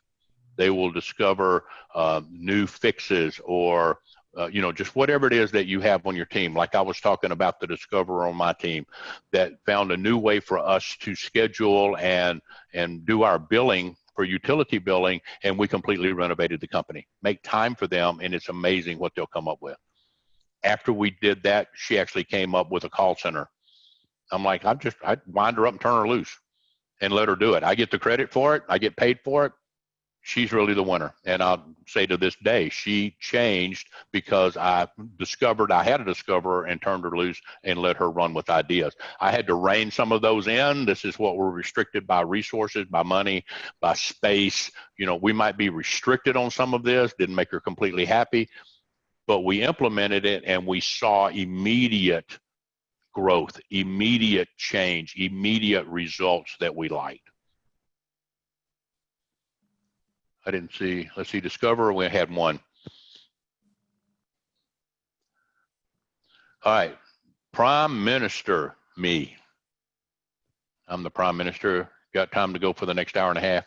I can talk about me. No. The Prime Minister, how many we got here? 2 plus me.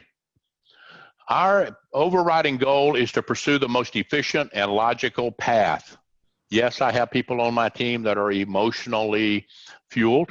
I have people on my team that are factually fueled, and I have people on my team that are visionary fueled. I'm going to pick the most rational and the most efficient, the most logical path that I perceive to be the right path to go. Now, but here's the deal. I'm big picture.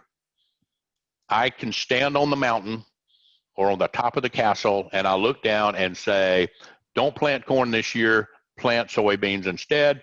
We need to fix those bridges on those roads down over that way, and then somebody needs to go over here and repair those ships, and we need to get them back out and sailing again. We see this big picture. That doesn't always sit well in IT. IT is usually very myopic and step 1, step 2, step 3, step 4, step 5. So most IT engineers, architects, those that I work with, go over and say, what are we going to do about the corn? And I say, well, we're not going to plant corn. We've got plenty of that. We've got warehouses, so we're going to plant something else again this year.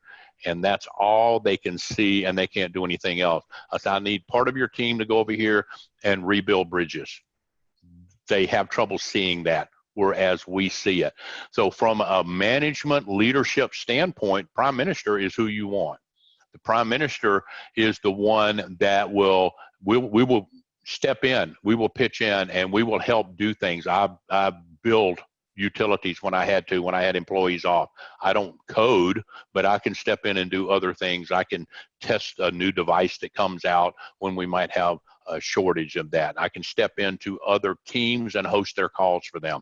I've actually been asked to come to calls and help get results because the project manager that was running the call wasn't getting anywhere for weeks. So as the Prime Minister, I just bring my personality in and start asking, we need this. Who can have it to me? Who's responsible for this? Get an answer. When can you have it for me? Well, I can have it for you next Wednesday. Yeah, well, that's not really going to work. See, we're getting beat up from the top. So can you have that to me by end of day Monday? Really, this would be tremendous for us because we've got to turn around and pass that off to so-and-so so that we have that by noon on Wednesday and negotiate that out. That's where in the Challenger, I kind of move back and forth to be the merchant there. But we can see all of that and start negotiating. By the end of the call, Anoop had everything that he needed by the end of that call, because I see it differently than the ones who are coming from other personalities. So we can be very blunt, and we will remove those that we consider inept. Like I said, when a challenger asks you a question, it may be seen as blunt, mean, hurtful, disrespectful. It's not. It's just to the point of us getting to the goal that we have set up. Now, the goal may be that we have accepted from marketing and what they want. Whatever the goal is that is there, that we've told the team, this is where we're going, then we'll just be factual and to the point about that. We'll bring along some helpers to help soften things up, but we may ask a direct question. Don't add value to that. We'll be the bold decision makers. We'll be risk takers. We can move your team ahead by years instead of by minutes. On the positive side, we can be rationally idealistic and analytically ideological. On the negative side, oh yes, unmerciful, impatient, arrogant, impetuous, impulsive. I said we're going to do it this way, and the maintainer will come along and say, I don't think that's going to work, and here's the facts for this. And if we're on the negative side, we'll say, I don't care. We're going to do it this way anyway, and I'll take the heat for it. So we have to be aware of listening to the others. We have to be aware of accepting the facts and the data from the others. We have to be aware of the team dynamics that are going on as a challenger. And if we do that, we can have a great team that reaches their full potential and delivers the products on time. Now, we've seen all of that. All right, I think we're here. Okay, we already talked about that, Jeff. All right, let's do the ahas and the lessons learned, unless you have a question there somewhere that somebody's posted. No, so far so good. All right, we've got like 15 minutes? 12. 12, okay. The ahas, and do they have this PowerPoint? I will send it to them this afternoon along with the roster and everything else. Okay, cool. So too often teams are balanced for things as business or technical, but not for outlook and approach, and that's correct. You can have a team that's completely made up of maintainers. That's great. They might keep your servers up and running. They might do your QA testing for you, but why don't you throw in an explorer who will look at a better way to wire your server farm, who will look at a better way for testing and finding things that are wrong. Why don't you throw in a helper so that the helper can create some solidity in your team, to create some cohesion within the team. So throw a helper in there. Each one of you, as you learn on this, there are any number of each one of these personality profiles that make up a team. You can be the manager, the owner, the director, the vice president, and be any one of these personality profiles, and you will manage, lead by that personality. That's great. Know that there are other personalities that you need in order to have the well-balanced team. So kings always think they are in touch and know what it's like for people they rule. The delusion is how to touch they are. That's why you try to get the balanced team. So balance, and I'm not saying you got to have one of each, 5 of each, and so forth like that, but understand that everyone is needed. We all complement each other with different personalities, different mindsets of what we're doing.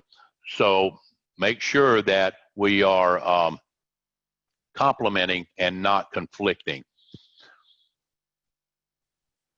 As we all know, the protected groups, right? Race, gender, sex, religion, so forth, right there. But what about personality? What about the diversity of personality?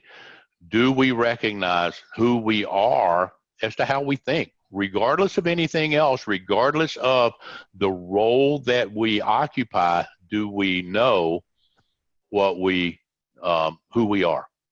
And let's see, final thoughts, know your role. When we went through this, if you don't think you fit the one that you are, go back in about a week or so and retake the test, as I was saying earlier, and see where you fall out with this. And then as Jeff sends this out, you can look, and a lot of people will just be able to look and go, man, that's me right off the bat. That is me. So I'm going to end here, Jeff. I enjoyed it. Any questions or comments on what we've got? And I think that, like you said before, it really depends what part of where you are in life or what's going on. I remember that I think the first time I took this years ago, I probably was a black knight, and I've become a white knight over the last maybe 8 or 10 years because, what I'm doing to give back to the community and helping people. And I think, you do change over time. Yes. So, just because that's what you were and, doesn't necessarily mean what you are. And this is sort of a fun thing to do in a team, if you're working with a bunch of people, to know how everybody is, because then you know how to get the most out of people, and you understand, well, this is why they do what they do, and you don't. But I agree with you, Jeff. We change, and where I was structured prime minister, arrogant about that. Yes, I have more white knight in me now. I give more back because of what I've done. When you're in a leadership position, you learn how to, or I learned how to move more over into that emotional realm, move more over into creating team cohesion.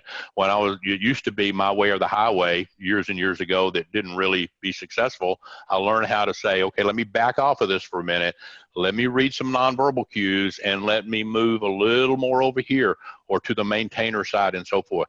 So all of them, I agree with you. You can evolve and change and grow in other areas. It may not completely override who you are, but it will make you more complete. Right. Anybody have any questions? You can unmute your mic and ask away. Jeff, I have a question. This is Barbara. Hey. Hi, Mike. I really enjoyed this. I've never heard of this concept at all. So when you say many years ago, I'm just like, I don't understand why I don't really have never heard of it before. But the context of the conversation is teams. How can we use this to help identify perhaps a new job role for us where we would fit well? Can we use this for that? Yes, yes, you can. You can, once you understand this and you start reading it, right, and then you're going in for the interview, many times in the interview, you can start to determine who your manager, who the hiring manager is. Are they coming with you with, I feel this and I feel that and I'm about harmony? You know, you're going with the helper. You get the one that is very structured. They don't want to look at you while they talk with you. They want to look at their computer. You're dealing with the maintainer. So you'll start looking at that, and then you'll start saying, okay, according to who I am, do I think I'm going to interact with them well? Do I think I'm going to be a good fit for this team? Does that make sense? It does. So would you not accept a job if you knew that it was going to be not the best situation with who you're going to be working with? Is that, I guess that could be a reason not to take the job, right? It could be, but I won't take the job for that. I mean, I will take the job regardless because I'm going to figure out how do I interact with that personality. So if I'm going to work for a maintainer, then I'm going to figure out, okay, I'm very gregarious, I'm very outgoing. They don't want a face-to-face meeting 3 times a week. You know, they don't want me walking by the office and saying, how was the weekend? Right. So I'm going to go, okay, let me back off. I can talk to somebody else over here. Let me send them emails. Let me communicate in their language. Right. So we're all going to be on a different plane, right, of communicating. So I got to figure out how do I communicate on their plane. And there was times in the past, years ago, where I said, you talk on my plane or we don't talk. That doesn't work well. So now I say, okay, let me give up my right to self and my right to my own personality, and let me figure out how do I work on your personality, and then a team gets built, even if I'm not in charge of the team. So we can't say, why can't they be like me? Yes, I want to. And in my head, I say that. But in order for it to be successful, because of who I am, I'm looking at the end goal. I'm like, what do I have to do to get to the end goal? I'm going to work it, manipulate it. And it's like I said, I'm going to get you to play my game and like it. So if I communicate on your realm, I win. Because now you're communicating and now we're moving toward that end goal, and I get to the end goal, I got there, I won. Make sense? And I don't mean it to sound arrogant and selfish, but in the reality is we're all headed for that, where the challenger provides velocity because we provide direction with the speed. Everyone else is busy working. We don't need you. We don't need direction. We're all busy. But I'm going to come in and point it toward that goal in whatever manner I need to do so. So you're going to go to work. And what did you come out to be though, Barbara? I think I'm the best one. Dreamer, minstrel. Okay, so you're gonna go. So you're gonna go to work for somebody like me, right? And you're gonna say, "Oh gosh, rude, arrogant, blunt." I don't know that I can deal with that. Reading but then, mind. so then he has no heart. Did they cut it out at birth? But you're gonna figure out I can go to work for that person because I'm gonna tell myself every day, don't put my value on something that's said. It's just cut and dried until he says it's bad. And then you say, we got a great team. So I wouldn't turn down a role unless you just absolutely cannot stand that person. I would say you got to figure out how to work in that realm because you're probably never going to find a role that's just helpers. And we're both project managers. So, I mean, that is our job, is to get work done through other people, regardless of what the personality is. Yeah. But you'll do it by heart, by sweetness, by love. And I'll do it by, guess what?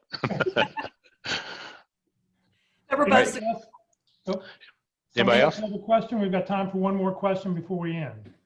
It's Roxanne. Hi. You can have one personality trait, but as you said, there's other ones that come in to that as well, right? So you're not strictly, like I'm not strictly a dreamer minstrel. I could have other traits that fall in there as well, right? Yes, yes. Really, the reality is everybody has some percentage of everything. Okay. Where I'm 98% challenger, I do have a little bit of heart. I can have some heart. I can have some sweetness. I can. Dogs love me, you know. So I can have some of that. I can have some factual of the maintainer. Yes, we've got to do this. This is how it's done. And so I can have a little bit of that. So everybody on this call, you all have some percentage, whether it's 2% or whether it's 80% of everything on here. The question is, which do you pull out of your bag of tricks to work with so-and-so to get this job done?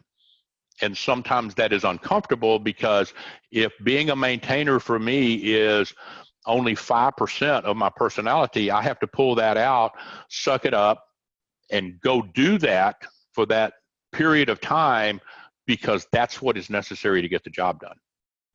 All right, where I would use the warm and fuzzy to get the job done. Yeah, but there's going to be times where the warm and fuzzy, they just think she's so sweet and she doesn't care, and we're behind 3 weeks. And you're going to have to pull out the challenger and tell them you got to get the job done. Right, I have done that as well. Yeah, and they're going to go, wait, what happened? Sweet Roxanne, she's yelling at us, you know. Well, not yelling. I wouldn't yell, but I just, yeah, she's forcing us. And so you have to pull out that challenger part. Okay. Make sense? Yes. Well, Mike, thank you very much. Great information. I hope everybody enjoyed this. I always enjoy this presentation. I've heard it many years. I don't know of any other groups that are really talking about it, but I mean, Mike does a great job talking about it, how he actually applies it in his work and how he's used it. I think this is a great little tool for people in the future. I will send out the presentation later this afternoon along with the roster and everything. So if you're not receiving any information from the North Dallas Focus Group, please, and be sure to enter your name, phone number, email address, and your area of expertise if you haven't already done that. That would be appreciated. Next Friday, Paula Asanoff will be with us. Now, for those of you who remember, a few weeks ago, we had Minna Brown with us. Well, this is her partner who wrote the book Be Sharp. But Paula's done some studies on photos and what best photos look like and what you really should be thinking about. So she'll be with us next Friday for her presentation. And coming up next week on Tuesday, LinkedIn, Tuesday at 1 o'clock, Terry Sullivan will be with us. On Wednesday, session 3, Star Stories. Somebody asked, is it too late for me to jump into these sessions? You can jump in or out anytime you want for any of these, and all the past sessions have all been recorded. You go to the Career USA YouTube channel, and I'll point that out in just a second. And then next Thursday, we have our Effective Resume Thursday seminar. So please join us for any of these career training. I know there's a lot of special workshops next week. This session has been recorded. I will upload it to the Facebook page and up to the Career USA YouTube channel after lunch as soon as it gets done processing. Please check each page. I'm sorry the Facebook feed didn't work today. Let's see here. We already did that part of it. So let's see here on the Career USA YouTube channel. Here's what it looks like. If you click on playlist, you'll see all the different playlists that have been created. I will be putting this under the North Dallas Plano Focus Group speakers. And if you click on View Full Playlist, you'll see all the different things that we've posted. And just look for the one that says Kingdomality. Thank you for joining us. Have a great weekend. Mike, thanks once again. Thank you very much. Thank you. It's gonna be a hot one today, so stay cool, and I'm looking forward to next week when it's only back in the 90s. So everybody have a great week. Thanks, Jeff. I appreciated it. Thank you. Thanks, Jeff. Thanks, everybody.